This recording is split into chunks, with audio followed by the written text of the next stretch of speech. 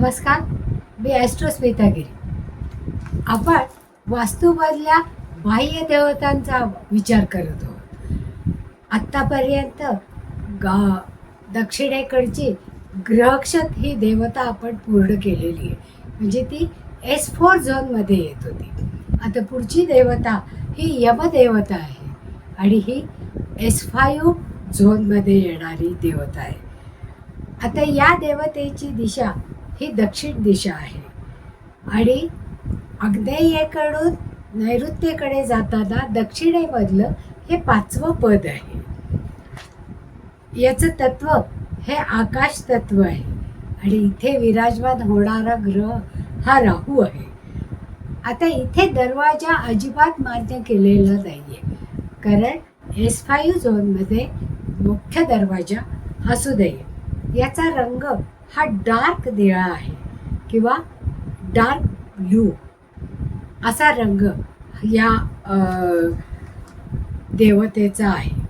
आता इथली ऊर्जा आणि ही आत्मनियंत्रण देणारी आहे, नैतिक कर्तव्य शिकवणारी आहे आणि यमदेवता हे मृत्यूची देवता आहे की नाही. त्यामुळे नियम आणि योग्य पद्धतीने वागणं हे, कारण यम हा कर्माचं फळ देणारा देवता आहे. त्याची वेळ ही दुपारी 12 वाजता सुरू होते आणि या देवतेला सूर्याचा पुत्र असं म्हणलेलं आहे. शरीरावर याची सत्ता कुठल्या भागावर आहे, तर उजव्या पायावर म्हणजे उजव्या पिंडरीवर. आणि याचं वैशिष्ट्य हे पद शुभ असेल तेव्हा व्यक्ती अतिशय जबाबदार बनते, पण ज्या वेळेस ते अशुभ असतं त्यावेळेस अशुभ घटना नक्कीच घडवते. आता याच्यासाठी, या देवतेसाठी आपण प्रसाद हा गुलाबाच्या पाकळ्या किंवा तांदूळ, उडदाची डाळ, भात, खास त्या देवतेसाठी भात शिजवायला ठेवायचा. त्याचा जर सुंदर वास घरभर पसरला तर ती देवता आपल्यावर प्रसन्न आहे असं समजायचं. पण तो वास जर सुगंध आला नाही तर ही देवता आपल्याला प्रसन्न नाही असं आपण समजू शकतो. याचा उपयोग वेगवेगळ्या गोष्टी, म्हणजे या स्थानाचा उपयोग वेगवेगळ्या गोष्टींसाठी आपल्याला करता येतो. उदाहरणार्थ इथे इस्त्रीची रूम, लिव्हिंग रूम, बेडरूम अशासारख्या गोष्टी इथे मान्य आहेत. त्याचप्रमाणे जिना, जडत्व असलेला जिना या ठिकाणी मान्य आहे. आता यमदेवता ही S5 झोनची देवता आहे. मग या कंपासमध्ये या देवतेचा विस्तार 170 ते 182 डिग्रीवर आपण पाहून ही देवता नेमकी कुठे विराजमान झालेली आहे हे आपल्या लक्षात येतं. सूर्याचा पुत्र हा यम आहे आणि तो आपल्या कर्मानुसार फळ देतो, कारण ती मृत्यू देवता आहे. आपण आयुष्यामध्ये जे काही चांगलं कर्म केलेलं आहे त्याचं चांगलं फळ मिळतं, पण जे वाईट कर्म केलेलं आहे त्याचं अत्यंत कठोर फळ मिळतं. म्हणजे नियमांचं पालन करणारा यमाचा रंग हा काळा आहे, तो रेड्यावर स्वार झालेला आहे, त्याच्या हातामध्ये दंड आहे आणि यमाला स्वच्छता अतिशय आवडते. दंडाबरोबर त्याच्या हातात पाश सुद्धा आहे की ज्याच्यामुळे तो जीव खेचून घेऊ शकतो. यम देवता आपल्या कर्मानुसार आपल्याला फळ मिळते. म्हणजे यमदेवतेचा मूळ सिद्धांत व्यक्ती हा सच्चा आणि इमानदार हवा, म्हणजे आपण जे कर्म करतो ते जास्तीत जास्त चांगलं असायला पाहिजे.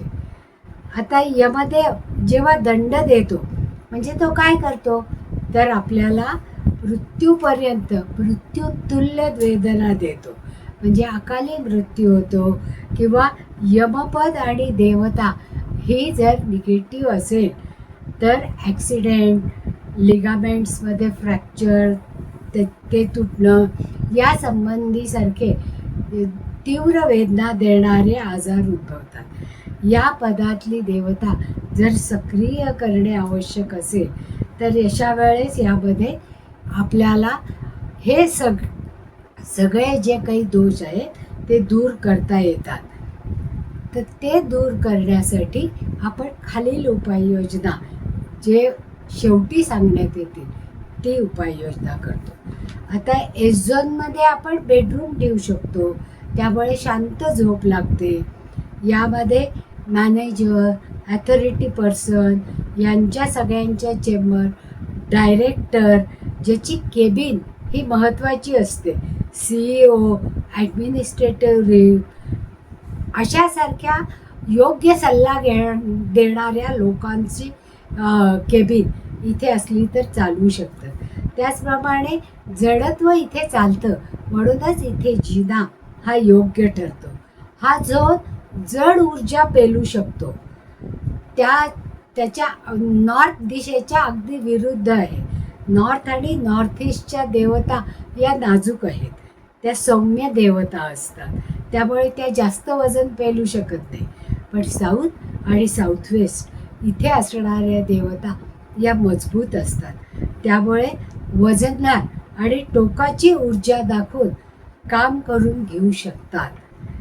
यमपदात मुख्य द्वार अजिबात चालत नाही असं आपण म्हणलो. जर ते असेल तर त्याचा निगेटिव्ह प्रभाव आपल्या आयुष्यावर पडतो. प्रगती थांबते. व्यक्ती स्वतःच्या क्षमतेनुसार पुढे जाऊ शकत नाही. म्हणजे कितीही कष्ट केले तरी त्याला जास्तीत जास्त चांगलं फळ मिळत नाही. यांच्याकडे वडिलोपार्जित संपत्ती भरपूर असते, पण स्वतः काहीही करण्याची इच्छा असत नाही किंवा स्वतः काही कमवून त्याच्यामध्ये भर घालण्याची इच्छा नसते, म्हणजे इच्छाशक्तीच नसते. म्हणून उपाययोजना करणं ही निगेटिव्ह देवता असताना इथे उपाययोजना करणं हे आवश्यक आहे. आणि ती उपाययोजना आपण कमीत कमी खर्चामध्ये करू शकतो, परंतु त्याच्यासाठी आपली इच्छाशक्ती ही प्रबळ असणं आवश्यक आहे. आता इथे जर उतार असला, दरवाजा असला तर काय होतं हे आपण पाहिलं की अकाली मृत्यू होतो, ॲक्सिडेंट होतात, मृत्यूतुल्य वेदना मिळतात. इथे जर उतार असेल तर खर्च वाढतो, आजारात खर्च होतो की ज्याच्यामध्ये खर्च झालेले पैसे आपल्याला परत मिळत नाही. इथे जर टॉयलेट असेल S5 तर झोप अजिबात लागत नाही, झोपेचे विकार बळवतात. तसंच इथे जर खड्डा असला, म्हणजे ड्रेनेज असलं किंवा सेप्टिक टँक असला तर स्वास्थ्याच्या समस्या ह्या बिकट होतात आणि त्या जास्त वाढत जातात. इथे जर फट असेल किंवा काही खोल खड्डा असेल तर ॲक्सिडेंट होण्याची संभावना ही जास्तीत जास्त दिसून येते. किंवा हा भाग जर जास्त ओपन असेल तर आर्थिक समस्या या घरामधल्या लोकांना जास्तीत जास्त जाणवतात आणि घरामध्ये कलह, शांती मिळत नाही आणि सतत तंटे आणि रुसवे फुगवे चालू राहतात.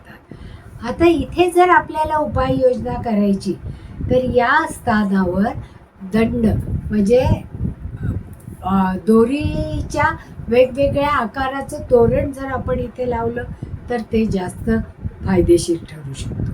त्याचप्रमाणे त्रिशूलचा उपयोग जर आपण इथे केला तर त्याचा जास्त फायदा होतो.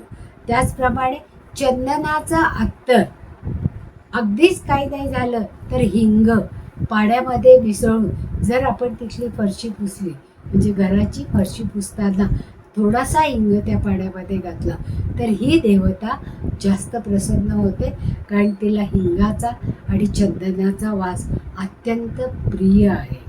आता या भागामध्ये जास्त निगेटिव्हिटी दिसून येत असेल तर क्वार्ट्ज क्रिस्टलचा चुरा आपण जमिनीखाली घालू शकतो. त्याचबरोबर इथे असणाऱ्या देवतांना पनीराचा नैवेद्य आपण अर्पण करू शकतो. तांब्याच्या दिव्यामध्ये त्या साजूक तुपाचा दिवा लावायचा आणि तिथे हा प्रसाद म्हणून पनीर ठेवायचं किंवा टरबूज हे ठेवायचं, त्याचा जास्तीत जास्त फायदा होतो. आणि या स्थानावर एका सर्कलमध्ये निळ्या कागदाच्यावर ओम या केशरी अक्षराने जर काढून आपण लावला भिंतीवर किंवा फोटो फ्रेम करून लावली तर ती एक उत्तम रेमेडी होऊ शकते आणि यमदेवतेला ती प्रसन्न ठेवते की ज्याच्यामुळे येणारं दुर्दैव आपण दूर ठेवू शकतो. आता हवन केल्यानंतर जास्तीत जास्त एनर्जी क्रिएट होते, म्हणून हवन करण्यासाठी गुलाबाची फुलं, शिजलेला तांदूळ ज्याचा वास दरवळलेला आहे अजून, त्याच्यामुळे ही देवता सक्रिय होते. आणि ज्या वेळेस हे उपाय करून जर आपण त्याचा वास सुंदर दरवळला नाही तर मात्र ती देवता अजून आपल्यावर प्रसन्न झालेली नाही आहे असं आपण म्हणू शकतो. त्यावेळेस रुद्राक्षाची माळा जर आपण तिथे लावली तर त्याचा नक्कीच फायदा होतो. आणि तांब्याचं सर्कल ज्याच्यामध्ये ओम लिहिलेलं असेल ते जर आपण भिंतीवर लावलं तर त्याचा उपयोग जास्तीत जास्त होतो आणि इथली पॉझिटिव्हिटी वाढवण्यासाठी त्याचा उपयोग होतो. आत्ता आपण इथे थांबूया.